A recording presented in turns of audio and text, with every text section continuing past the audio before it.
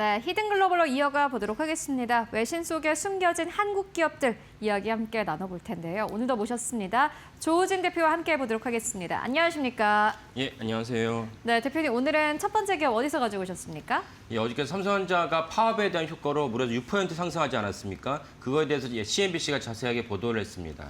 네, CNBC가 삼전에 대해서 보도를 했다 이렇게 말씀해 주셨습니다. 그러면 어떤 내용이었는지 좀 간략하게 짚고 가도록 하겠습니다. 예.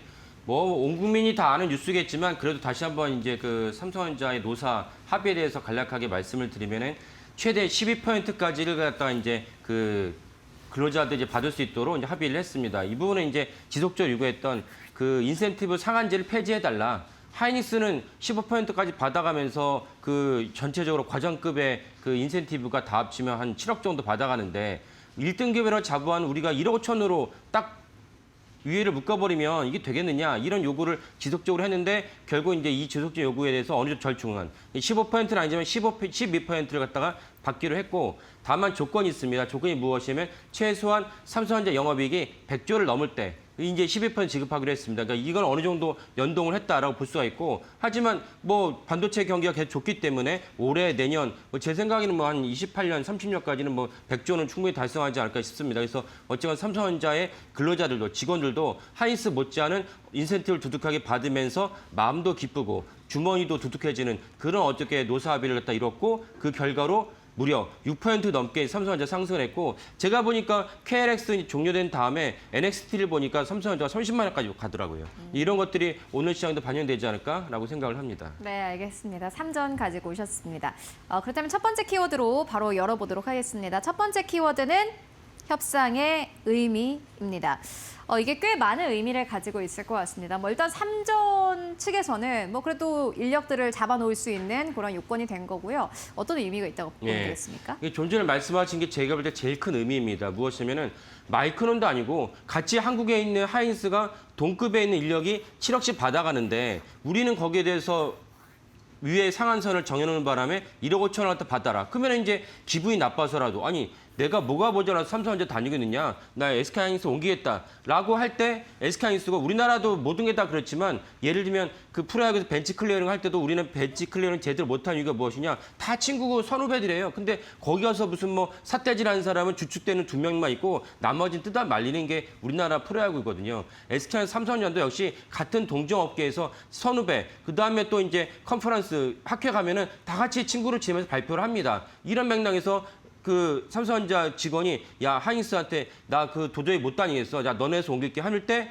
그 누굴 갖다가 채용하겠습니까? SK하이닉스 입장에서는 우수한 인력을 채용하죠. 그러니까 남아있는 삼성전자 남아있는 인력은 우수하지 않고 경쟁력이 떨어지는 사람입니다. 이 말은 무엇이냐? 경제학적 용어로 악화가 양화를 구축한다. 내쫓는 그런 현상이 일어나게 됩니다. 그러면 점점 핵심 인력이 떠나고 남은 인력만 갖고 이제 삼성전자가 계속 R&D를 하고 회사 영위를 해야 된다면은 삼성전자의 미래 가치랑 성장 동력은 점점 훼손된다. 이런 맥락에서 어저께 악화가 양화를 구축하지 않고 좋은 인력이 삼성전자에 남을 수 있도록 어느 정도 보상안이 됐기 때문에 삼성전자 주주로서도 사실 미래의 가치를 보면 되게 우호적이고 좋은 결과였다라고 보시면 될 것 같습니다. 네, 그리고 이제 시장에서 사실 걱정을 한 게 이게 이제 장기화 되면은 아마 아무래도 노이즈가 더 커질 거고 기업 입장에서도 아마 손실이 더 커질 것이지 않습니까? 어쨌든 간에 그러한 의미에서 협상의 의미가 있었다라고 볼 수 있을 것 같습니다. 예, 당연히 그 부분도 있습니다. 그래서 김민석 총리까지 이재명 대통령도 삼성전자라 말하지는 않지만 사실 이재명 대통령의 맥락을 보면은 삼성전자로 보이는 어떤 그런 발언을 몇 간 했죠. 그래서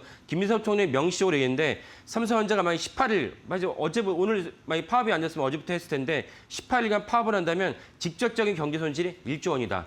근데 이것이 만약 더 지속됐을 때 실제로 GDP도 내려갈 수 있는데 GDP가 사실은 한 0.5% 내려간다고 많은 경제 전문가들이 발표를 했습니다. 그러니까 결국은 삼성전자만의 문제가 아니고 GDP가 내려가는 것은 무슨 뜻입니까? 전체적으로 고용이 늦어지고 또 다른 소비가 이제 훼손되기 때문에 우리나라에 심각한 영향을 끼친다. 그나마 우리나라가 2년 전부터 엄청난 경제적으로 어려움을 겪었는데 그나마 있었던 것이 무엇입니까? 반도체죠. 반도체 때문에 어느 정도 내수 경기가 활성화되고 어느 정도 수비가 돌아가고 그다음에 또 제일 큰 문제가 무엇입니까? 주가가 올라갔는데 만약 삼성전자 투타하면 삼성전자 SK하이닉스인데 삼성전자 빠지기 시작한다. 이러면 사실은 전체적인 이제 훼손이 되기 때문에 이 점에 있어서 모든 어떤 경제 지표라든지 주식자라든지 이런 관점에 있을 때 삼성전자가 노사가 합의한 것은 되게 천만다행이고 큰 역사적인 결단을 이뤘다라고 볼 수가 있겠습니다. 네, 역사적인 결단이 있었다 이렇게 표현을 해주셨습니다. 그렇다면 이어서 두 번째 키워드로 이어가 보도록 하겠습니다.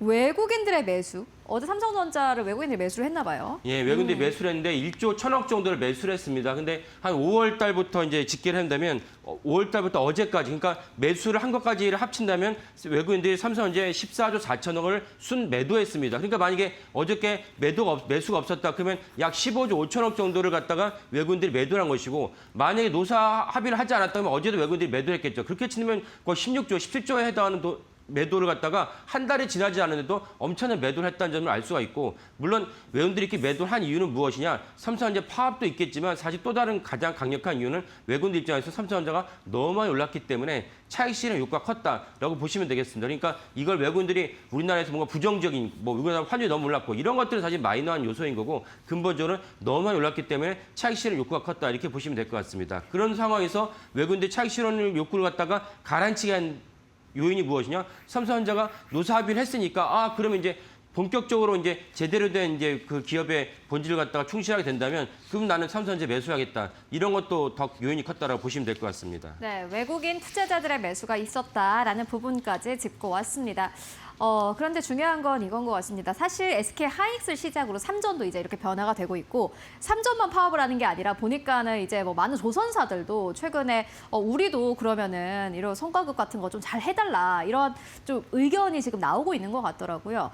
근데 이게 중요한 게 손실이 나면은 이게 어떻게 되는 거죠? 그렇죠. 그래서 성과급이 천문학적 성과급이 발생을 하니까 사실은 세수도 엄청나게 좋아지고 윤석열 정부 첫 해만 하더라도 반도체 경기 안 좋았어요. 그래서 반도체 경기 안 좋은 만큼 고스란히 세수가 70조가 펑크 났었습니다. 근데 지금은 세수가 너무 많이 거치니까 그에 따라서 콧노래를 부르게 되는데 또 더불어서 삼성전자 이렇게 12% 정도를 갖다가 나눠주게 된다. 그러면 이제 아까 말씀드린 대로 뭐 조선소, 그다음에 바이오 기업들도 야 우리도 나눠줘 이런 어떤 그 담론이 확산되고 있습니다. 그러면 거기에 대한 반대로 좋아 영업이 이렇게 많이 나왔을 때 우리가 나눠줄 수 있어. 그러면 영업이익이 나기는커녕 영업 적자 났을 때 어떻게 할 것이냐. 그럼 그때는 너네들 오히려 인센티브를 갖다가 안 주는 것은 당연한 거지만 월급을 깎을 거야? 라는 담론이 처음으로 생겼습니다. 당연히 있어야 할 담론인데 이 담론이 본격화됐다는 것은 매우 긍정적인 효과를 봅니다. 왜?